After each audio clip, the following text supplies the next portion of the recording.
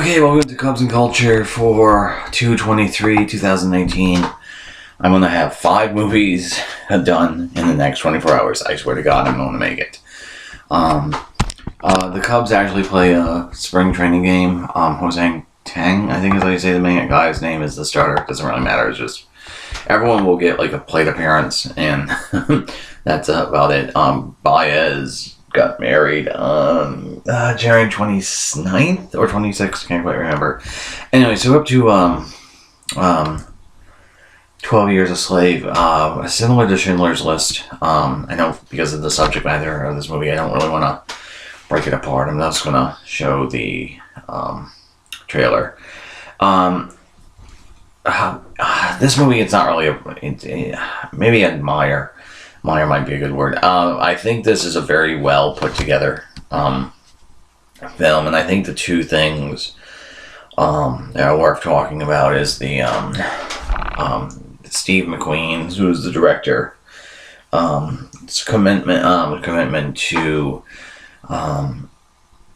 not unflinching is not quite the word. His McQueen's commitment to being as accurate as humanly possible to the portrayal of American slavery is really what sells this film. Just so you know the broad outline, it's a true story. They only embellished one thing that's not in the book.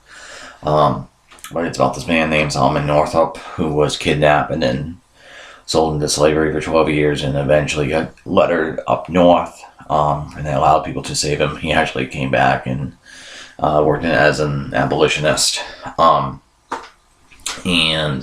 on the Underground Railroad. Unfortunately, it's possible that he was re-kidnapped and resold into slavery. We don't really know. That which is really a depressing thing to think about. Anyway, so the one thing they embellished in terms of the actual narrative within 12 of Solomon Northup is when he's being shipped from Washington, D.C. to Georgia and then to Louisiana on that steamboat. One of the sailors murders one of the slaves, one of the African Americans. That didn't happen. The thing is, I think it's absolutely justified because this movie is supposed to be sort of the microcosm of American slavery. And so the boat ride is somewhat equivalent to, stands in for the Middle Passage, and a hell of a lot of people died during that from violence and then just like dysentery and a bunch of other diseases. The movie's unflinchingness, I think, really comes out in 3 unflinching determination to make people look at slavery. I think really comes out in 3 scenes. So there's 3 scenes of violence. There's the scene in the slave pen where Solomon is beaten for the first time.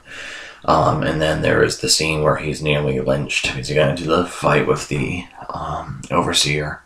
And then there's the scene where Patsy gets flogged, whipped because she got soap. And those 3 scenes, the things that are remarkable about them is the violence is done in camera, and they're done in long takes. And it's the whole point of that stuff is we have a tendency in wanting to look away, and the film doesn't let you off the hook because you want it to cut away, but it refuses to.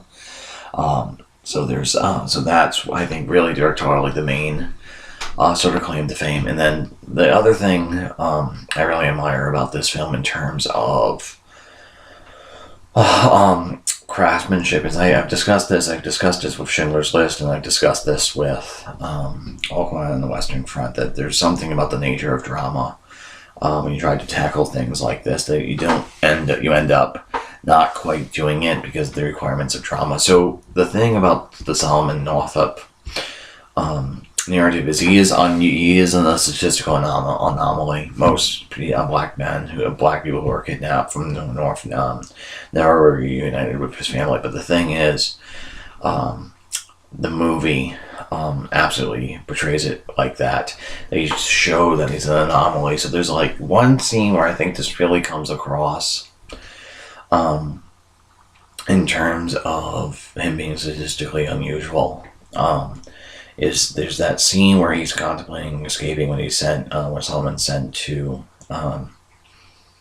go pick up stuff from a general store, basically, and then he turns the corner and there's a slave gang there, and they're lynching two men, and that gives the impression that he's in the minority. That if he was trying to escape, that he didn't get lynched makes him in the minority. And there's that sort of subtlety throughout the entire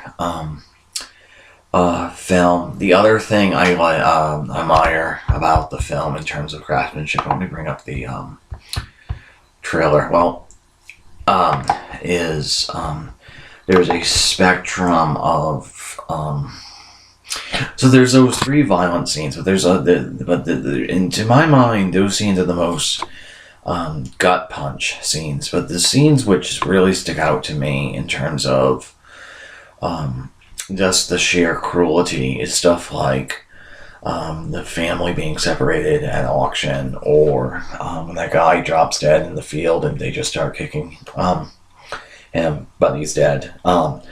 And so it's real. So the film. So those three big scenes are really where the film's at its most violent.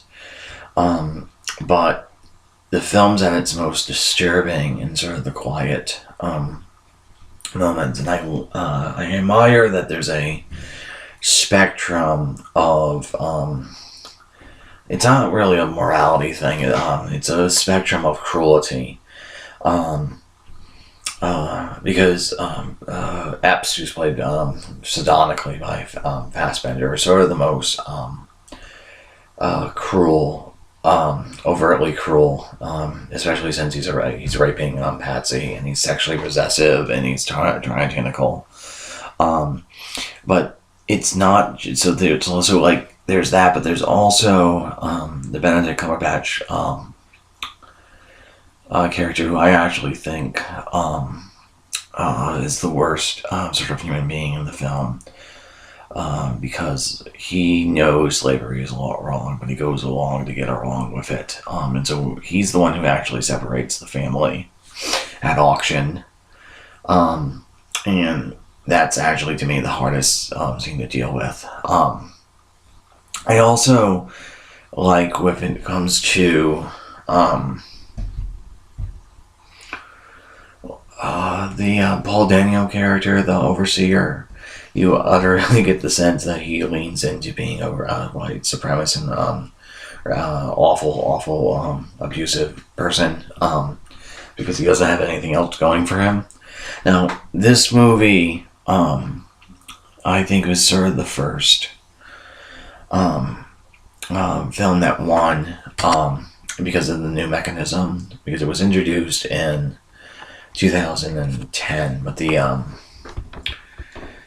mechanism of finding a consensus, because famously this film was the same year as Gravity, the film, and the Gravity actually won 7 Oscars, but it was not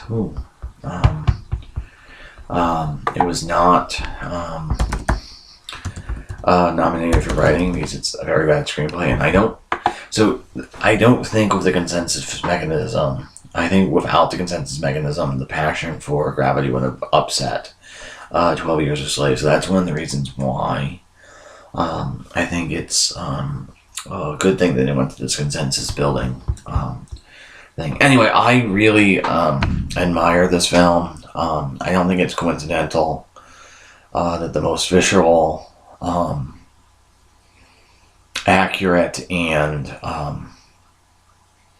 vivid depiction of American slavery that it's made by black filmmakers, because virtually everyone the director's black, the screenwriter's black, the cinematographer, I believe, was black, the editor, I believe, was black, but in any case, the writer and director, and then Steve McQueen was also a producer. Because like this film destroys like Roots, because it's so committed to showing slavery as it was. And there's no soft pedaling of the thing. And then the other thing about this film is it does portray the religion playing a role into how slavery was justified. Well, it's not how people tried to rationalize or justify slavery. So at the end, when Patsy is being flogged and Solomon's like there will be a reckoning because it's a sin, and Epps turns around and says there is no sin, man does what he wants with his property. I mean, that's sort of the evilness of slavery in a nutshell, because it's such it's so dehumanizing. Anyways, and this is why I feel like to me this is a very philosophically interesting question. If Epps, or the Benedict Cumberbatch character, who's morally worse? Because like Epps is cruel and he hurts and he's a rapist, and but in a way he sort of leans into just like the nature of slavery, and he doesn't kick against it.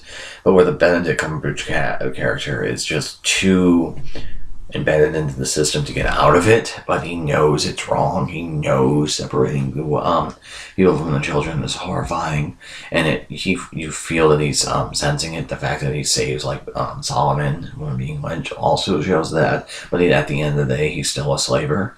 So I honestly am not sure philosophically who's the worst person here. Anyway, so that's gonna be it. See you guys in a bit.